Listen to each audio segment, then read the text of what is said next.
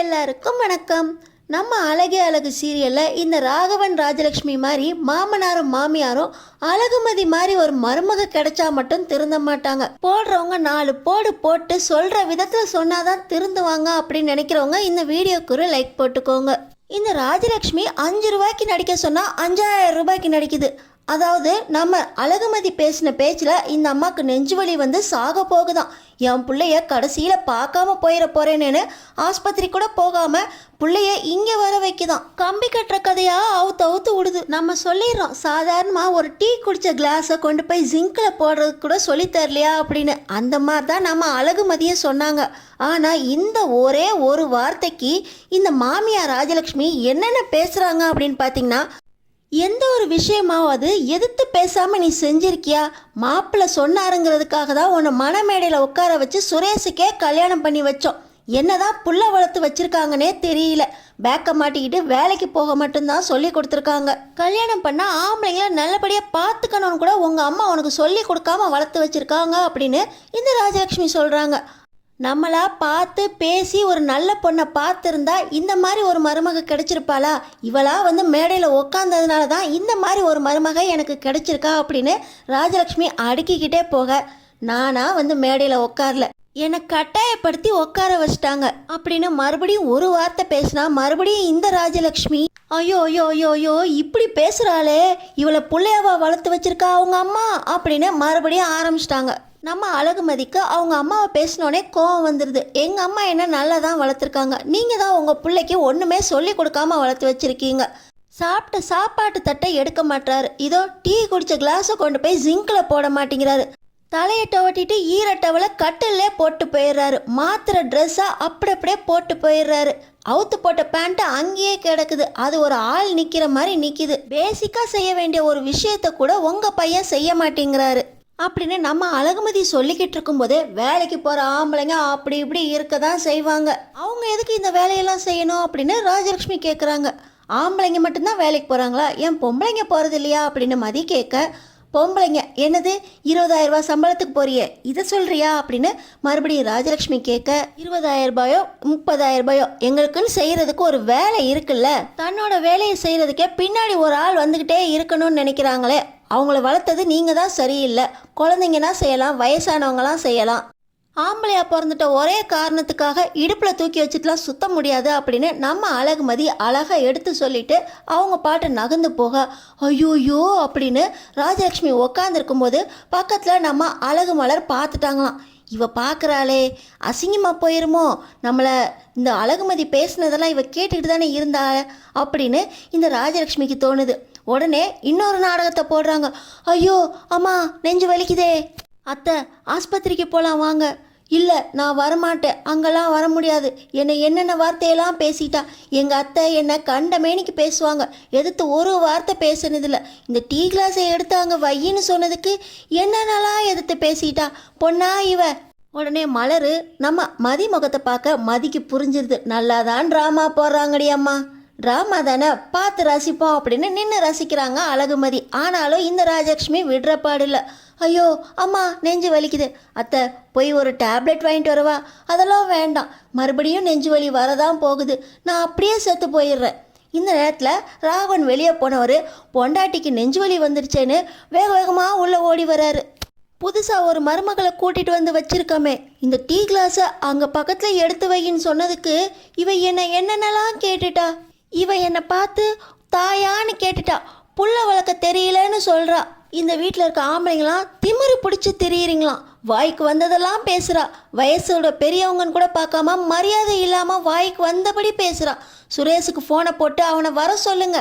என் உயிர் போகிறதுக்குள்ளே நான் என் பிள்ளைய பார்த்தே ஆகணும், நான் பேசணும், என் பிள்ளைக்கு ஃபோனை போட்டு கூப்பிடுங்க அப்படின்னு நெஞ்சில் கையை வச்சுக்கிட்டு கதறி கதறி நடிக்கிறாங்க இந்த ராஜலக்ஷ்மி. உடனே இந்த ராகவனும் சுரேஷுக்கு கால் பண்ணிக்கிட்டு இருக்க. சுரேஷ் போலீஸ் ஸ்டேஷனில் முக்கியமான கேஸ் டீல் பண்ணிக்கிட்டு இருக்காரு. அப்பா கால் பண்ணோடனே வேலை இருக்குன்னு சொன்னாலும் இந்த அப்பன் கேட்குற பாடி இல்லை. உடனே சுரேஷும் கிளம்பி வரேன் அப்படின்னு யோசிச்சு வேகமாக வீட்டுக்கும் வராரு.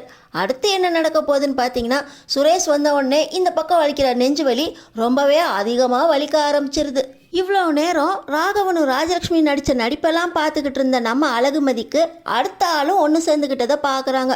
சுரேஷை ஒன்று குடிக்கிட்டு, அம்மா என்னாச்சுமா, ஏம்மா நெஞ்சு வலிக்குதுன்னா ஆஸ்பத்திரிக்கு போகலாம்லம்மா, இவளுக்காக நீ எதுக்குமா இங்கே துடிச்சிக்கிட்டு இருக்கணும், உனக்கு நெஞ்சு வலின்னு கேட்டோன்னே எனக்கு பதறி போயிடுச்சுமா அப்படின்னு சொல்ல, உன் பொண்டாட்டி பேசின பேச்சுக்கு என் உசிறு இங்கே இனிமேல் தங்கவே தங்காது, நான் போய் சேர்ந்துடுறேன் அப்படின்னு சொல்ல, ஏய் வீட்டில் இருந்தா உன் வாய் மூடவே மூடாதா, லெக்சரர் எடுக்க ஆரம்பிச்சு எங்கள் அம்மாவுக்கு நெஞ்சு வலியே வர வச்சிட்டியா, என்னதான் பேசி தொலைஞ்ச அப்படின்னு மறுபடியும் சுரேஷ் கத்த, அதான் பேசிக்கிட்டு இருக்காங்கல்ல உங்கள் அம்மாட்டே கேளுங்க அப்படின்னு நம்ம அழகுமதி சொல்கிறாங்க. உடனே சுரேஷ், அம்மா என்னதாம்மா சொன்னா, இவ என்கிட்ட மன்னிப்பு கேட்டே ஆகணும், நான் புள்ள வளர்த்தது சரியில்லை அப்படின்னு ஏன் முன்னாடியே மூஞ்சிக்கு நேரம் சொல்கிறாடா இவ, இனியும் என்னால் பொறுத்துக்கவே முடியாது அப்படின்னு சொல்ல, ஏய் எங்கள் அம்மா அப்பா காலில் விழுந்து மன்னிப்பு கேளு அப்படின்னு சுரேஷ் என்னன்னு கூட விசாரிக்காம அம்மா சொன்னதெல்லாம் நம்பிக்கிட்டு மன்னிப்பு கேட்க சொல்கிறாரு. நான் எந்த தப்பும் செய்யலை, என்ன பேசுனேன்னு கூட விசாரிக்காம என்ன மன்னிப்பு கேட்க சொல்கிறீங்க, தப்பே செய்யாமல் என்னால் மன்னிப்பெல்லாம் கேட்க முடியாது அப்படின்னு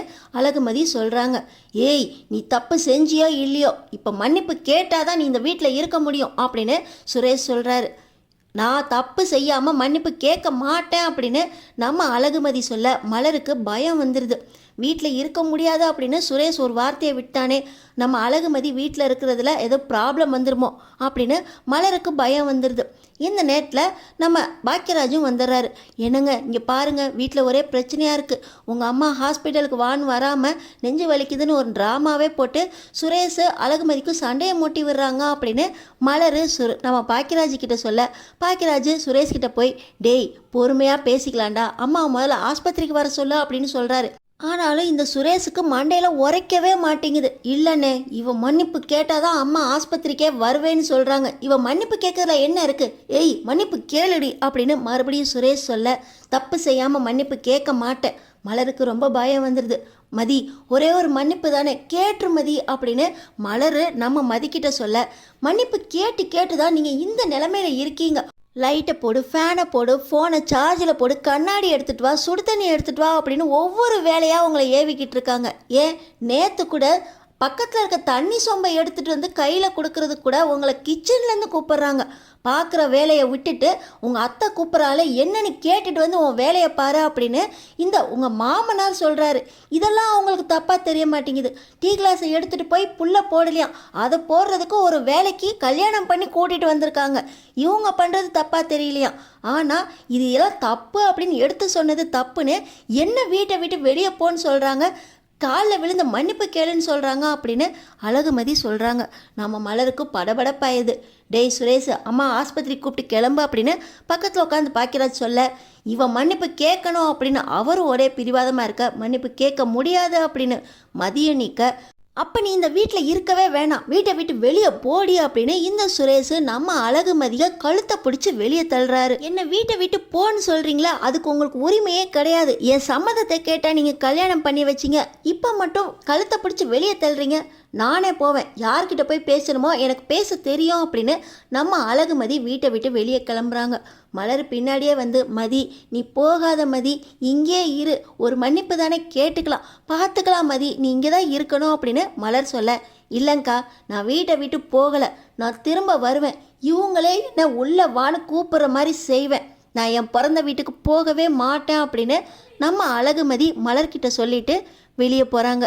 நம்ம அழகுமதி நேராக தங்கராஜோட வீட்டுக்கு போகிறாங்க. ஏன்னு பார்த்தீங்கன்னா தங்கராஜ் தானே என் மச்சானோட கல்யாணம் நின்று போச்சு, என் மச்சான் கல்யாணம் நின்னதுக்கு முக்கிய காரணம் உங்கள் பொண்ணு தான். உங்கள் பொண்ணு என் மச்சானை கல்யாணம் பண்ணிக்கிட்டா உங்கள் வீட்டுக்காக நீங்கள் என்கிட்ட வாங்கின காசை திரும்ப கொடுக்க வேண்டாம், என் மாப்பிள்ளையோட கல்யாணம் மட்டும் நடந்துச்சுன்னா போதும், உங்கள் பொண்ணை மணமேடைக்கு கூட்டிகிட்டு வர வேண்டியது உங்கள் பொறுப்பு அப்படின்னு அவங்க அப்பா கிட்ட பேசினாரு.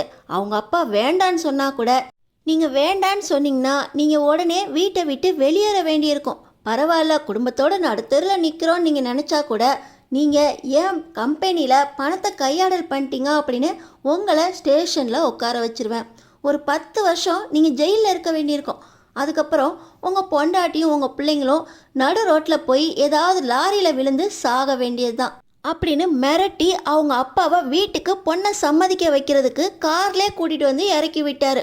நம்ம அழகுமதி பொண்ணோட வாழ்க்கை நாசமாக போனாலும் பரவாயில்ல, நைட்டோட நைட்டாக இந்த கல்யாணத்துக்கு சம்மதிச்சு கல்யாணம் பண்ணிக்கணும் அப்படின்னு அவங்க அப்பா அம்மா சொன்னதுனால கல்யாணமே வேண்டாம் அப்படின்னு வீட்டை விட்டு வெளியே போனாங்க. அந்த நேரத்தில் நம்ம அழகுமதியோட அப்பாவுக்கு ஹார்ட் அட்டாக் வர அந்த செலவையும் பார்க்குறதுக்கு காசு வேணுமே அப்படிங்கிறதுக்காக தான் நம்ம அழகுமதியை மிரட்டி இந்த தங்கராஜ் உங்கள் அப்பா ஹாஸ்பிட்டலில் அட்மிட் பண்ணி ஆப்ரேஷன் பண்ணணுன்னா நீ என் மச்சானை கல்யாணம் பண்ணிக்கணும் அப்படின்னு அழகுமதியையும் அவங்க அம்மாவை வச்சு மிரட்டி கல்யாணத்துக்கு சம்மதிக்க வச்சாங்க. இதெல்லாம் நம்ம அழகுமதியோட மைண்டில் ஓடுது. வீட்டில் ராஜலக்ஷ்மி நம்ம அழகுமதியோட சண்டை போடும்போது கூட நாமளா பார்த்து விசாரித்து கல்யாணம் பண்ணி வச்சுருந்தா கூட ஒரு நல்ல பொண்ணாக பார்த்து சுரேஷுக்கு கல்யாணம் பண்ணி வச்சுருப்போம். மாப்பிள்ளையாக பார்த்து நைட்டோட நைட்டாக இவளை கூப்பிட்டு வந்து உட்கார வச்சு சுரேஷுக்கு கல்யாணம் பண்ணி வச்சிட்டாரு அப்படின்னு அழகுமதியை இந்த ராஜலட்சுமி குத்தி காட்டி பேசினாங்க. அப்போது தங்கராஜ் சொன்னால் இவங்க கேட்பாங்க, தங்கராஜை எப்படி சொல்ல வைக்கிறது, அவங்க நம்மளை மிரட்டி கல்யாணம் பண்ணி வச்சாங்கல்ல, இப்போ தங்கராஜை நம்ம மிரட்டி நம்மளை அந்த வீட்டில் சேர்க்க வைக்கணும் அப்படின்னு ஒரே முடிவாக தங்கராஜ் வீட்டுக்குள்ளேயும் போயிட்டாங்க. ஆனால் தங்கராஜ் நம்ம காலையில் போன விஷயம் வேலைக்கு ஆகலை, நமக்கே பேக் ஃபயர் ஆயிடுச்சு. பாக்கியராஜுக்கு ப்ரமோஷன் வந்த விஷயத்தை வீட்டில் சொன்னால் அவனுக்கு நல்ல திட்டு விழும். பொய் சொல்லி ஏமாற்றிட்டான் அப்படின்னு அவனை வீட்டை விட்டு விரட்டுவாங்கன்னு பார்த்தா சந்தோஷப்பட்டு கங்கார் சொல்லி ஸ்வீட் செஞ்சு கொண்டாடுறாங்க அப்படின்னு செம எரிச்சலில் இருக்கார் தங்கராஜ். இந்த நேரத்தில் நம்ம அழகுமதி வந்தோடனே தங்கராஜ், என்னம்மா இந்த நேரத்தில் இங்கே வந்திருக்கா அப்படின்னு கேட்குறாரு. ஏன்னா தங்கராஜை ஏற்கனவே நம்ம அழகுமதி போயா அப்படின்னு சொல்லியிருக்காங்க. அது நினப்பு வந்து மரியாதையாக பேசிக்கிட்டு இருக்காரு. என்னம்மா தனியாக வந்திருக்க, சுரேஷ் கூட வரல, என்கிட்ட ஏதாவது பேச வேண்டியிருக்கா, என்னால் தான் ஒரு காரியம் ஆகணும்னு உனக்கு ஏதாவது சூழ்நிலை வந்துருச்சா, சொல்லுமா, எதுனாலும் நான் உனக்கு பண்ணித்தரேன். சுரேஷோட ஒய்ஃப் நீ கேட்டு நான் செய்யாமல் இருப்பேனா, என்னால் ஒரு காரியம் ஆகணும்னு வந்திருக்க. ரேவதி காஃபி எடுத்துகிட்டு வா அப்படின்னு நம்ம அழகுமதியை மரியாதை உள்ளே கூட்டிகிட்டு போய் உட்கார வச்சு பேசுகிறாரு. நீங்கள் எவ்வளோ மரியாதையாக என்ன சுரேஷுக்கு நீ தான் கல்யாணம் பண்ணிக்கணும்னு கல்யாணம் பண்ணி வச்சிங்க, ஆனால் அந்த வீட்டில் நீங்கள் கல்யாணம் பண்ணி வச்ச பொண்ணு சரியில்லை அப்படின்னு என்னை வீட்டை விட்டு விரட்டி விட்டுட்டாங்க. சுரேஷ் சாப்பிட்ட தட்டை எடுத்துகிட்டு போய் போட மாட்டேங்கிறான், குடித்த டீ கிளாஸை அங்கேயே வச்சுட்டு போகிறான், கலட்டின ட்ரெஸ்ஸை லாண்ட்ரி பின்னில் போட தெரியல. இதெல்லாம் நான் சொன்னதுக்கு உங்கள் அம்மா வளர்ப்பு தான் சரியில்லை அப்படின்னு அத்தை என்ன திட்டுறாங்க.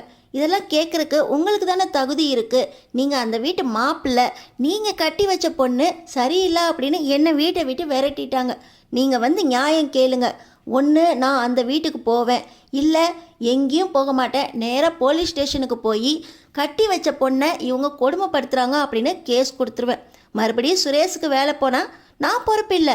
ஏற்கனவே ஒருக்க என்னை ஏமாற்றி என் மேலே தான் தப்பு, சுரேஷை பழி வாங்குறதுக்காக தான் நான் இந்த மாதிரிலாம் கேஸ் கொடுத்துட்டேன். இப்போ நான் இவரை கல்யாணம் பண்ணிக்கிட்டேன், எங்கள் வீட்டில் 2 பேரும் பேசி முடிவுக்கு வந்துட்டாங்க, எங்களுக்குள்ளே எந்த பிரச்சனையும் இல்லை, நான் கேஸை வாபஸ் வாங்கிக்கிறேன் அப்படின்னு என் கைப்பட நான் எழுதி அந்த கேஸை வாபஸ் வாங்கினதா சொல்லி நீங்கள் ஏமாற்றி அவருக்கு வேலையை திரும்ப வாங்கி கொடுத்தீங்க. இப்போ நான் போய் கேஸ் கொடுத்தேன்னா அந்த மாதிரிலாம் எதுவும் நடக்காது. குடும்பத்தையே கொண்டு போய் வரதட்சணை கொடுமை, மாமியார் கொடுமைன்னு குண்டர் சட்டத்தில் உட்கார வச்சுருவாங்க. நான் கேஸை வாபஸ் வாங்க மாட்டேன், நீங்கள் பார்த்த பொண்ணு சரியில்லை அப்படின்னு ஊரெல்லாம் பேசுவாங்க. என்ன சொல்கிறீங்க அப்படின்னு நம்ம அழகுமதி தங்கராஜுக்கிட்டே நேரடியாக வந்து கேட்க வாயை பொழந்துக்கிட்டு நிற்கிறாங்க ரேவதி. காலையில் ஒரு ஜோக்குன்னு சொன்னதுக்கே என்னை அந்த பேச்சு பேசினார். இப்போ அழகுமதி பேசிக்கிட்டு இருக்கா, அதை இவர் உட்காந்து கேட்டுக்கிட்டு இருக்காரு. என்ன நடக்க போகுதுன்னு தெரியலையே அப்படின்னு ரேவதி பக்கத்தில் வந்து வாமதி என்னாச்சு மதி அப்படின்னு கேட்குறாங்க. எல்லாத்தையுமே சொல்ல வேண்டியதெல்லாம் சொல்லிட்டேன், இனி நீங்கள் தான் சொல்லணும் அப்படின்னு மதி சொல்கிறாங்க. உடனே தங்கராஜ், நீ நான் பார்த்து வச்ச பொண்ணுமா, நீ சரியில்லைன்னு சொன்னதுக்கே எந்த கம்ப்ளைண்ட்டாக இருந்தாலும் என்கிட்ட பேசுங்க அப்படின்னு நான் ஏற்கனவே சொல்லி வச்சுருக்கேன். அப்படி இருந்தும் உன்னை திட்டி வீட்டை விட்டு வெளியே போன்னு சொல்லியிருக்காங்கன்னா நான் கண்டிப்பாக உன் கூட வரேம்மா. உன் கூட வந்து அத்தை மாமா கிட்ட பேசி ஒன்று அந்த வீட்டில் சேர்க்க வேண்டியது என் பொறுப்பு. நீ கேஸெல்லாம் கொடுக்கணும்னு எந்த அவசியமும் இல்லை. இந்த வீட்டில் நான் சொன்னால் எதுனாலும் கேட்பாங்க. நீ என்னை தேடி வந்திருக்க, ஒரு விஷயம் என்னால் தான் நடக்கும் அப்படின்னா கண்டிப்பாக அதை இந்த தங்கராஜ் நடத்தி வைப்பான். ரேவதி என் கூட வா அப்படின்னு சொல்லிட்டு மதியம் கூப்பிட்டுக்கிட்டு காரில் போகிறாரு தங்கராஜ். வீட்டுக்கு வந்த உடனே வாங்க மாப்பிள்ள வாங்க, இவளை எதுக்கு மாப்பிள்ள கூப்பிட்டு வந்தீங்க, இவளால் எனக்கு காலையில் நெஞ்சு வலியே வந்துருச்சு மாப்பிள்ள. சுரேஷ் தான் வந்து இப்போ இவளை வீட்டை விட்டு விரட்டி விட்டுட்டு ஹாஸ்பிட்டலுக்கும் கூப்பிட்டான். கொஞ்சம் வெந்நி வச்சு குடிச்சு டீ காஃபிலாம் குடிச்சதுக்கப்புறம் தான் இப்போ கொஞ்சம் நல்லா இருக்கு. இவளை பார்த்தோன்னே மறுபடியும் நெஞ்சு வலி வர மாதிரி இருக்கு மாப்பிள்ள அப்படின்னு இந்த ராஜலக்ஷ்மி மறுபடியும் ஓவர் ஆக்டிங் போட தங்கராஜ், அத்தை என்னை பார்த்ததுக்கப்புறம் கூடவா உங்களுக்கு நெஞ்சு வலி வருது அப்படின்னு கேட்குறாரு. அதெல்லாம் இல்லை மாப்பிள்ள, உங்களை பார்த்தோன்னே போயிடுச்சு. ஆனால் பக்கத்தில் இந்த சதிகாரி நிற்கிறாளே அப்படின்னு மறுபடியும் இந்த ராஜலக்ஷ்மி சொல்ல, அத்தை மதி வெளியவே நிற்கிறா, முதல்ல அவளை உள்ளே கூப்பிடுங்க அப்படின்னு சொல்கிறாங்க. என் வயலை நான் அவளை உள்ளே கூப்பிட மாட்டேன் மாப்பிள்ள அப்படின்னு ராஜலக்ஷ்மி சொல்ல, மாமா அத்தை உங்கள் மாப்பிள்ளை சொல்கிறேன், அழகுமதியை உள்ளே கூப்பிடுங்க அப்படின்னு சொல்கிறாங்க. உடனே இந்த ராகவனும் ராஜலட்சுமியும் வாயை கோணலாக வச்சுக்கிட்டு உள்ளே வாமா அப்படின்னு சொல்கிறாங்க. சுரேஷுக்கு பயங்கர கோவம். மாமா இவளை எதுக்கு உள்ளே கூப்பிட்டு வந்தீங்க, இவளால் வீட்டில் தினம் தினம் ஒரே போராட்டமாக தான் இருக்குது அப்படின்னு கத்த. மாமா நான் சொல்கிறேன், இந்த கல்யாணம் நான் பார்த்து வச்ச கல்யாணம், ஏதாவது பிரச்சனைனா என்கிட்ட பேசுங்கன்னு சொல்லியிருக்கேன். நீங்கள் என்ன அவளை வீட்டை விட்டு வெளியே போன்னு சொல்கிறீங்க? வீட்டில் எந்த பிரச்சனைனாலும் என்னை கூப்பிட்டு வச்சு பேசணும், எந்த முடிவு எடுத்தாலும் இந்த தங்கராஜ் இருக்காங்கிற நம்பிக்கை உங்களுக்கு இல்லையா மாமா அப்படின்னு ராகவன் கிட்ட கேட்க, உடனே மாப்பிள்ள அதெல்லாம் ஒன்றும் இல்லை மாப்பிள்ள, உங்கள்கிட்ட கேட்காம ஏதாவது செஞ்சிருவோமா, இவ சரியில்லை மாப்பிள்ள அப்படின்னு மறுபடியும் ராகவன் சொல்ல, அதெல்லாம் ஒன்றும் நடக்காது மாமா, மதி நீ உள்ளே போ அப்படின்னு தங்கராஜ் சொல்ல எல்லாரும் பார்த்துக்கிட்டே இருக்காங்க.